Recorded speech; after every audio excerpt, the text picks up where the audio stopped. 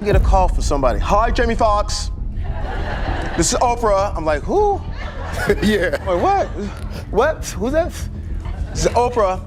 She says, you're blowing it. When Ice Cube returned to the stand, the room was different. Something invisible had shifted. The jurors looked more alert. The judge's fingers drummed on the bench. The press gallery, usually bustling with subtle movements, was as still as a graveyard. And Diddy looked like a man who had seen a ghost and knew it had his name. Cube took his seat again and gently tapped the black folder in front of him. He didn't need a lawyer, a podium, or theatrics. His voice was steady, calm, like a man who had long rehearsed the truth in silence and was now ready to speak it aloud. This is bigger than Combs, bigger than Bad Boy. What I'm exposing here is a whole machine, one that eats its own, then repackages their remains for public consumption.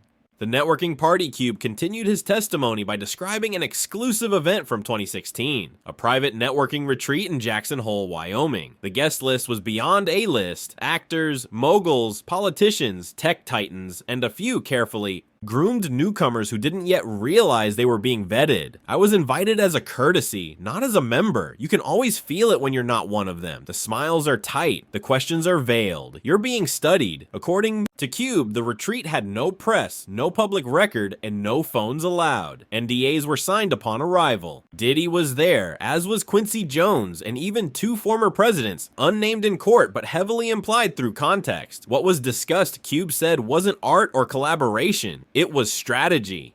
They were talking about cultural influence like a currency, who to promote, who to silence, what messages should trend, what truths should never surface. He described how certain artists, many now disgraced or disappeared, had once sat in those very meetings, not because they were predators, Cube clarified, but because they wouldn't become puppets. The blacklist file sat this point, Cube placed a second dossier on the stand, thicker than the first. Inside were over 60 pages of blacklisted names. Actors, writers, musicians, comedians, all of whom had been abruptly removed from the public eye after private confrontations with the so-called matrix of power. Names included once rising stars who had contracts canceled overnight, shows pulled before airing, albums shelved indefinitely. The most chilling evidence was a printed document titled Persona Non Grata Tier 3 Containment Strategy, with columns labeled Public Risk, Control Index, Counter-narrative preparedness, discreditation plan. The list included shocking entries. An Oscar-winning screenwriter whose next 3 scripts vanished in development hell after refusing a deal with a Revolt Media subsidiary. A popular talk show host who went off script live and was terminated within 2 days. A young R&B artist who vanished after refusing to attend a private mentorship dinner. Every entry had a timestamp. Every cancellation had a coordination strategy. The test cube leaned forward now, his tone sharpened though never angry.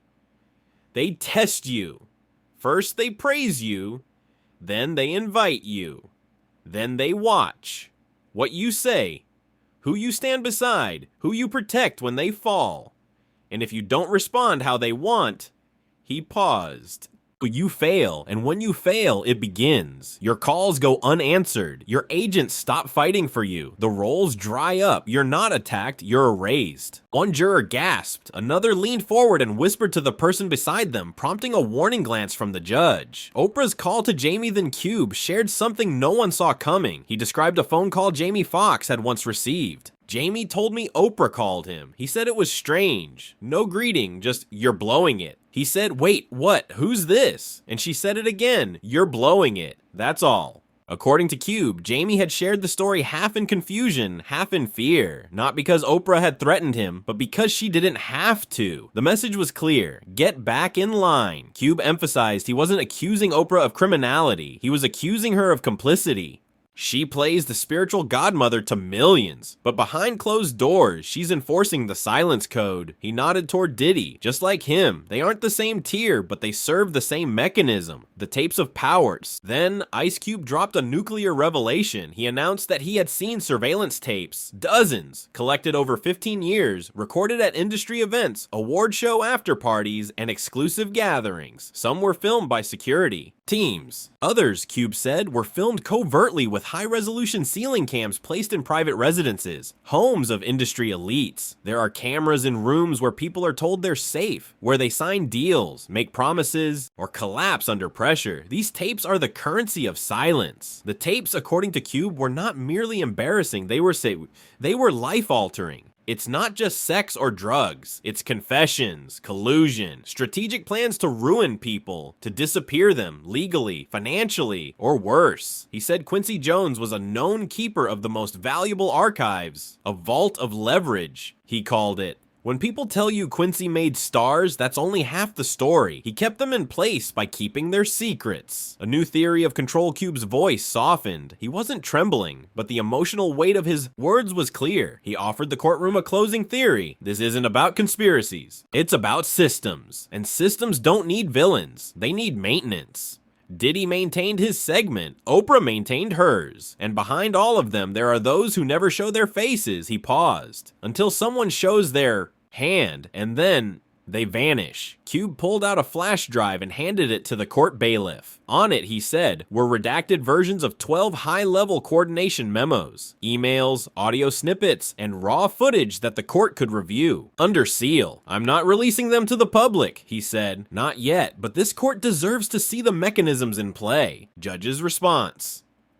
The judge, usually firm and composed, looked shaken. His gavel hovered in his hand. Slowly, he leaned toward the mic. Mr. Cube, for the record, are you stating that this trial may be part of a larger systemic cover-up? Held his gaze. No, Your Honor. I'm stating that this trial is the first time the system's name has been said out loud, and now it can't be unsaid. A pin could have dropped. Diddy didn't move. His team sat stunned. The prosecution whispered among themselves. The jurors looked pale, rattled. The judge recessed the court until after lunch. But everyone in that room knew this trial wasn't about Sean Combs anymore. It was about everything behind him. He spoke of 3 well-known celebrities whose lives, careers, and public personas abruptly collapsed after what he termed refusal events. Moments where they declined invitations, refused to attend retreats, or walked out of private gatherings hosted by Diddy or Quincy's circles. One was a platinum-certified rapper whose last album debuted at number 2. After refusing a second retreat in Calabasas, he was accused in a sex scandal involving manipulated footage. The case quietly disappeared. He never released another record. Another was a prominent female R&B artist nominated for a Grammy. After backing out of a fashion sponsorship party last minute, she suffered a mental breakdown live on Instagram. Her management dropped her days later. The third was a young black actor on the cusp of being named Hollywood's next Denzel. In leaked footage, never verified but widely shared, he appeared to be making anti-industry comments at a dinner. His career was over within weeks. Cube paused and said, "Coincidences don't sync this cleanly. That's orchestration. That's punishment by redirection. They don't kill you. They replace you in the public's mind." The mask of Jamie Foxx. The courtroom fell still again as Cube returned to Jamie Foxx's case. In a sequence of frames shown on the courtroom screen, pre-2023, Jamie Foxx was compared to post-incident public appearances. The voice isn't just softer, it's different in tone pattern and breath control. The eyes aren't just tired, they're absent. The man we're seeing now is not performing like Jamie Foxx. He's reciting Jamie Foxx, Cube claimed. An audio analyst brought in by Cube's legal team had conducted waveform comparisons of Jamie's pre-2023 interviews versus more recent clips. Results showed a 29% difference in vocal frequency and cadence, enough to suggest digital filtering or manipulated audio masking. Then came a final blow. Cube revealed a private message sent to him on Signal by a member of Jamie's former management team. The message read, "He asked me once, if I disappear but still smile on camera, will anyone come looking for me? I didn't understand then. Now I do. You don't have to believe me," Cube said in his final words on the stand. But ask yourself this, why does this happen again and again, always in whispers? Why does no one ask what happens behind those velvet ropes? He tapped the folder before him one last time. This isn't just about Jamie, or Diddy, or Quincy.